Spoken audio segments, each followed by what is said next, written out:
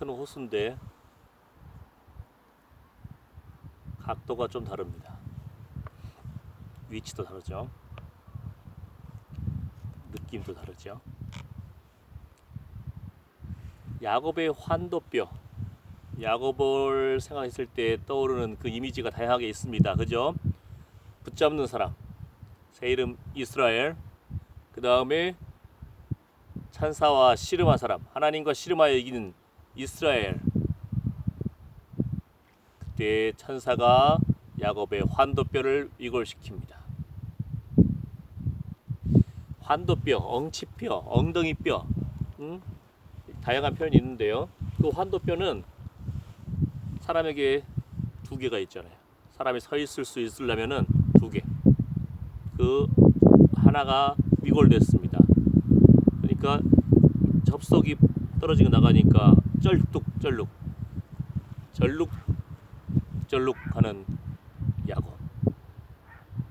근데 천사와 씨름한 다음에 야곱이 절룩절룩거렸을 때에 가장 중요한 부분은 하나님께서 내 이름이 무엇이냐, 야곱입니다. 붙잡는 사람, 씨름의 변칙 기술을 하는 그렇듯이 붙잡는 사람이 이제는 하나님만을 붙잡는 사람, 하나님과 씨름하여 이겼다.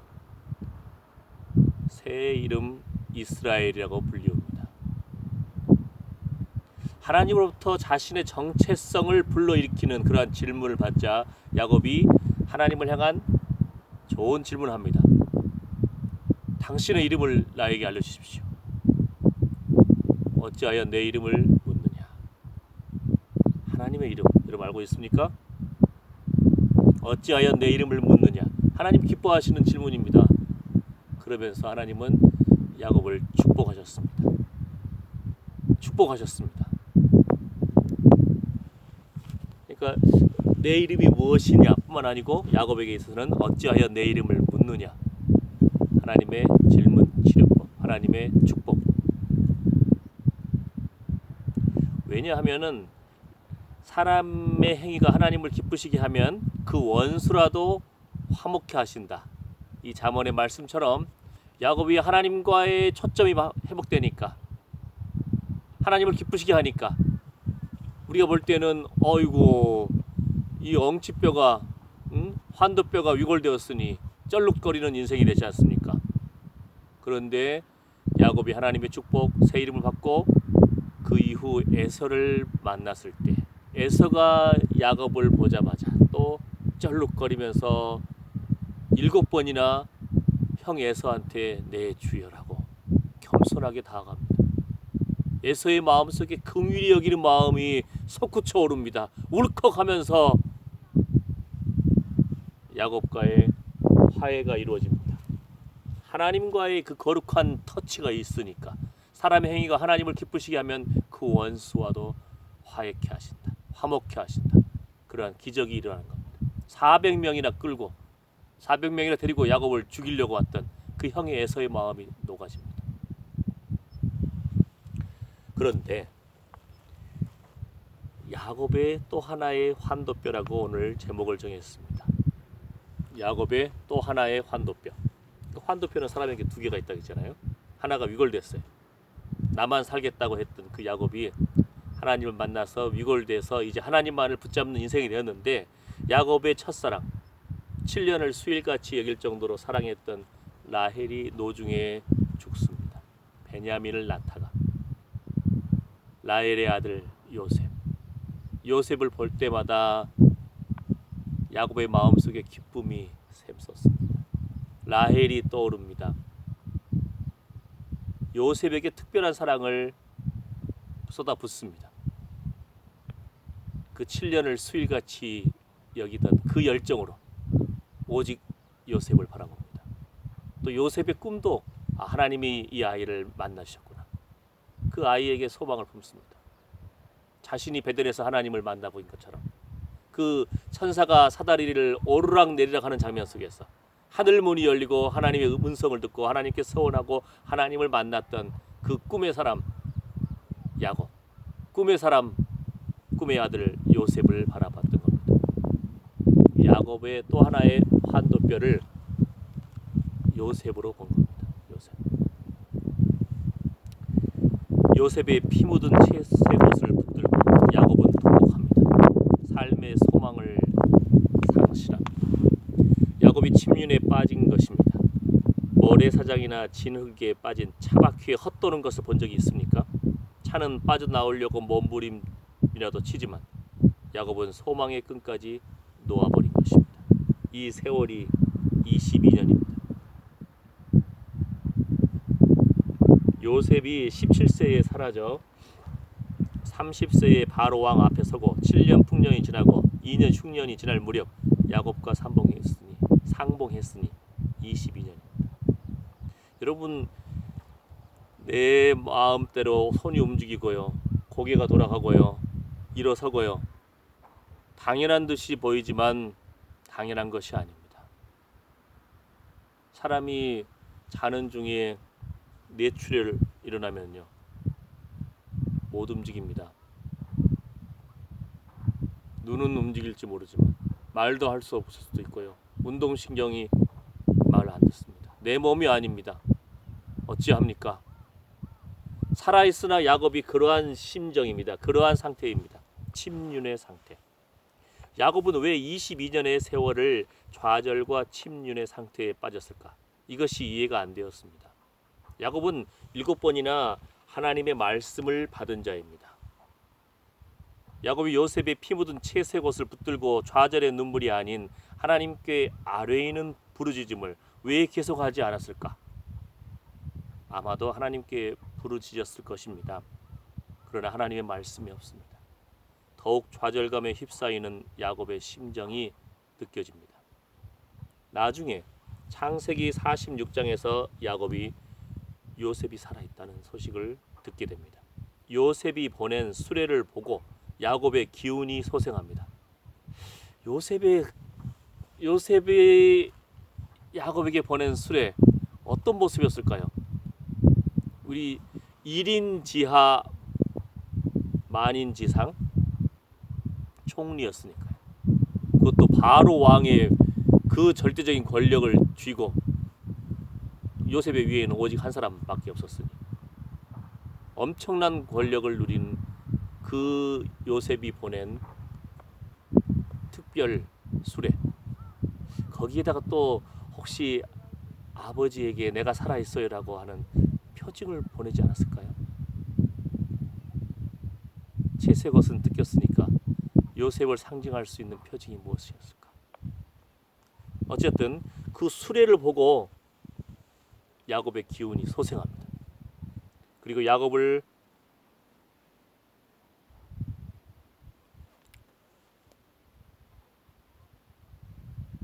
불러일으킨 또 하나의 하나님의 소생케 하시는 그 사건이 있습니다. 요셉을 보러 가기 전 브엘세바에서 야곱이 하나님께 단을 쌓습니다.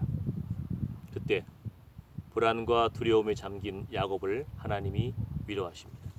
베델에서 야곱에게 약속하신 하나님이 새로이 나그네 길에 들어선 130세 야곱에게 브엘세바 언약을 주신 것입니다.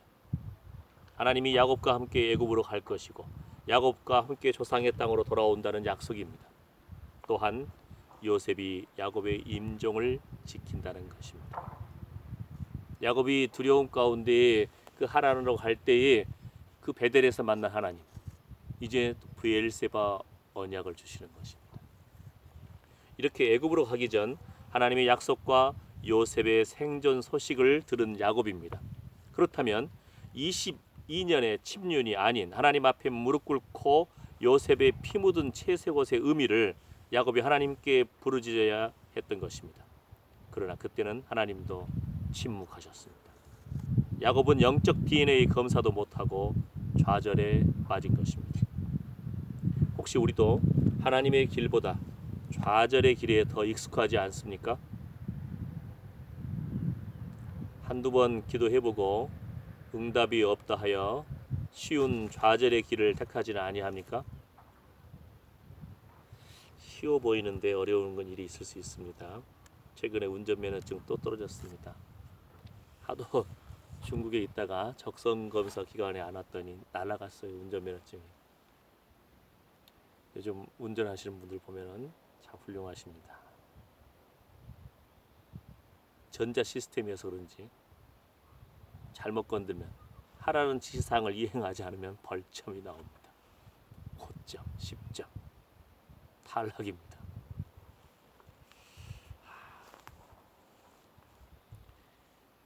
하나님의 길보다 좌절의 길에 더 익숙하지 않습니까? 요셉을 상실한 야곱의 시기에 하나님은 침묵하셨습니다. 마치 아브라함이 하나님의 약속의 때를 기다리지 못하고 하갈을 첩으로 얻고 이스마엘을 낳았을 때 하나님과 영적인 교제가 13년간 단절되었던 때처럼 말입니다. 영의 사람들도요, 이렇게 하나님과의 교제 속에서 하나님이 침묵하시는 그런 시기가 있습니다. 하나님이 응답하시지 않은 시기가 있습니다. 그때 다윗은 지난번 우리가 묵상한 것처럼 궁급할 때에 하나님을 붙들고 기도하였습니다. 사울은 무당을 찾아갔습니다. 궁급할 때, 벼랑 끝에 몰렸을 때. 영적인 사람이 하나님의 음성을 분별하지 못할 때는 마치 소경이 된 것과 같은 암흑뿐입니다. 그렇다면 야곱에게 하나님께서 왜 22년간이나 침묵하셨을까? 하나님께서 야곱을 보셨을 때 부족함이 보였을 것입니다. 야곱은 야복강에서 하나님을 만나고 그동안 자신만을 의지하고 하나님 외에 다른 것을 붙잡았던 것이 철저히 부수어졌습니다. 하나님께서 야곱의 환도뼈를 치신 것입니다. 야곱에게는 더 이상 도망칠 것도 도망칠 마음까지도 사라진 것입니다. 오직 하나님 한 분 외에 다른 도움의 손길이 없는 것입니다. 그래서 야곱은 환도뼈가 부러졌어도 오직 하나님만을 붙들고 축복을 받기를 사모하는 거룩한 열정을 보입니다. 환도뼈는 엉덩이 부분에 움푹 들어간 두 부분의 골반을 지탱하는 뼈를 말합니다. 이제 야곱은 절룩거리나 오직 주님만을 붙드는 견고한 믿음 위에 굳건히 선 것입니다. 그런데 야곱이 에서와 화해하고 평안하다고 하는 순간 또 다른 것을 바라보고 의지하게 됩니다. 라헬이 노중에 베냐민을 낳다가 죽고 노년에 낳은 요셉을 바라보면서 야곱이 옛사랑을 그리워했는지도 모르겠습니다. 야곱은 요셉에게만 채색 옷을 입히는 편애를 보입니다. 또 야곱은 요셉의 꿈을 듣고 하나님의 선택을 감지합니다. 그러나 하나님은 이 모든 일에 마음 중심을 보십니다. 야곱의 마음 가득히 아들 요셉의 자리만 차오릅니다. 야곱의 마음에 요셉의 자리만 차오를수록 반대로 형들의 마음에는 미움만 채워질 뿐입니다. 형들의 요셉을 죽이려는 마음이 결국 요셉을 팔고야 맙니다. 형들의 마음속에도요, 꿈꾸는 자가 온도다. 저를 죽이면 그 꿈이 어찌 될까? 잔인한 마음들이 차오른 거죠. 이 모든 일에도 선하신 하나님은 요셉과 함께 하시며 아브라함에게 약속하신 언약을 진행하십니다. 하지만 하나님의 선하신 손길을 붙들지 못하고 요셉의 피 묻은 채색 옷만을 붙잡고 있는 야곱은 통곡과 좌절과 침륜에 빠진 것입니다. 이러한 야곱에게는 요셉이 하나님보다 더욱 의지했던 또 하나의 환도뼈였던 것입니다. 인생이 하나님보다 의지하는 다른 것을 붙들거나 두려워하면 할수록 더욱 좌절할 수밖에 없습니다. 야곱이 이 또 하나의 환도뼈를 내려놓는데 22년이 걸렸습니다. 마침내 야곱이 자식을 내려놓고 하나님을 붙들게 됩니다. 요셉의 동생 베냐민을 내려놓으면서 야곱이 전능하신 하나님의 은혜를 붙잡게 됩니다. 그리고 신앙의 초점을 회복하면서 선포합니다. 내가 자식을 잃게 되면 이루리로다. 창세기 43장 14절 말씀. 이처럼 야곱이 하나님을 향하여 초점을 맞추고 마음속 무거운 짐을 내려놓을 때 하나님의 은혜의 손길과 하나님의 말씀을 다시 회복하게 됩니다. 22년간 야곱에게 침묵으로 훈련시키신 하나님이 이제 야곱에게 브엘세바 언약으로 확신을 주시며 애굽으로 야곱과 함께 동행하신 것입니다. 지금 우리는 누구를 붙들며 바라보고 있습니까? 누구를 붙들며 바라보고 있습니까? 신앙은 초점 맞추기입니다. 여기서 한 가지 팁은, 여러분 야곱의 성격을 아시죠? 열정의 사람 야곱을 아시죠? 라헬을 만났을 때에 해가 중천에 있는데 왜 우물가에 모여서 이러고 있느냐? 그들의 규정, 그들의 룰은 다 모였을 때 힘센 목동들이 여러 명 모여가지고 그 우물의 뚜껑을 열었을 때에 다 같이 양떼들이 물을 마시는 거죠. 야곱 그런 게 어디 있느냐? 그 나이든 야곱이 갔는데도 열정이 있습니다. 그냥 우물의 뚜껑을 열어버립니다. 야곱도 굉장한 열정과 힘이 있는 사람이에요. 그리고 어떤 룰에 얽매이지 않습니다. 그랬던 야곱입니다. 그 사랑하는 요셉이 만약에 애굽에 있는 걸 알았으면 야곱이 어떻게 했겠습니까? 모든 걸 버려놓고 그냥 요셉을 향해서, 애굽을 향해서 달려갈 겁니다. 하나님의 계획은 애굽에서 아브라함과 약속하신 언약처럼 야곱 족속을 번성케 하려는 하나님의 계획이 있었습니다. 고통 가운데, 고난 가운데 요셉이 먼저 애굽으로 가서 하나님의 준비하신 손길과 계획하심이 있는데, 야곱이 만약에 애굽에 요셉이 있는 줄 알았으면 당장 가서 데려와 버렸을 겁니다. 하나님의 때, 하나님의 계획하심은 어떻게 됩니까? 하나님은 때에 따라서 하나님의 그 계획하심을 위해서 기다리십니다. 야곱 자신도 하나님만을 의지하게 붙들고요, 또 하나님이 가장 좋은 때를 예비하셔서 하나님은 하나님의 때에 하나님의 뜻을 성취하십니다. 지금 코로나 시기입니다. 약도 없어요. 진단도 없어요. 처방도 없습니다. 뉴스에서 나오는 거 다 뻥입니다. 이걸 제가 지금 유튜브에 올리는데, 왜냐하면 제가 북경에 사스 때 있었지 않습니까? 아침에 일어나면 북쪽에서 한 명 죽고, 그 다음 일어나면 서쪽에서 죽고, 동쪽에서 죽고, 그 한가운데 있었습니다. 뉴스나 소식에서는 지금 어느 회사에서 그 지금 희망적인 약을 지금 개발해 나가고 있다. 마치 곧 약이 나올 것처럼. 아직도 사스 약이 없습니다. 강하게 약을 처방해 가지고 사람들 폐가 다 어려워지죠. 지금 코로나입니다. 아무도 겪어보지 못한 시기가 지금 도래했습니다. 한국교회 지금 각 주일학교 어떡합니까? 그래서 지금 인형극도 만들고 아이들에게 유튜브도 보내주면서 영상으로 설교하고 영상으로 말씀을 나누고, 학교도 못 가고 있습니다. 교회도 못 가고 있습니다. 지금 새로운 시기를 냉정하게 바라보고 새로운 시기를 바라보아야 되는데, 가장 중요한 것은 하나님의 때, 하나님의 시기, 하나님의 뜻이 언제인가를 우리가 바라봐야 되는데, 하나님의 뜻은 재앙이 아니고 평화입니다. 하나님이서 벗어나게 해주십시오. 우리의 마음이죠. 그런데 하나님은 하나님의 때, 하나님의 시기, 하나님의 뜻이 이루어질 때까지 기다리십니다. 모세가 알지 않습니까? 그 욱하고 했다가 한 명 쳐 죽이고 쫓기는 도망자가 되었어. 40년 광야 생활을 합니다. 하나님은 그 혈기왕성할 때 쓴 것이 아니고 깨어지고 하나님의 때가 준비되시는 그때에 80이 되어서 모세를 쓰십니다. 40년.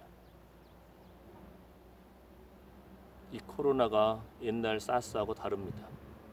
옛날 사스는 북경을 중심으로 퍼졌다가 날씨가 따뜻해지니까 어느 순간 소멸되었습니다. 전 세계적으로. 그런데 코로나는 지금 뻥뻥 뛰면서 두세 달씩 그 나라를 황토화시켜버리죠. 또 한 번 점프할 때마다 또 새로운 변종 바이러스가 됩니다. 지금 한국 땅에도 중국 바이러스는 어느 정도 잠잠해졌는데 유럽발, 미국발 바이러스가 들어왔습니다. 퍼져나갑니다. 이번 주가 부활주일인데 주의 은혜가 필요합니다. 그래서 더 빠른 기도, 더 좋은 기도는 하나님 온 기독교인들이 전 세계에서 또 욕을 먹고 있습니다. 교회가 교회답지 못한 상태입니다. 비전을 제시해야 되는데 치이는 존재입니다. 빛과 소금의 역할을 감당하지 못하는 그리스도인들 또 교회, 이 속에서 하나님의 뜻이 어디 있는지, 하나님 무엇을 해결하기를 원하십니까? 그것이 더 빠른 코로나 바이러스의 해결책입니다. 그것이 안 될 때는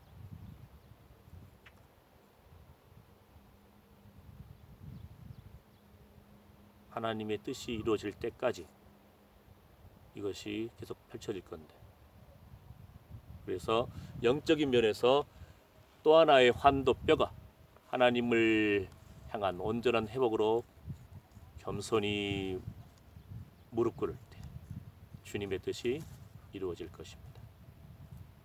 개인도, 가정도, 교회도, 이 땅, 이 나라도, 전 세계도 주님의 뜻이 이루어지기를 소망합니다. 아멘.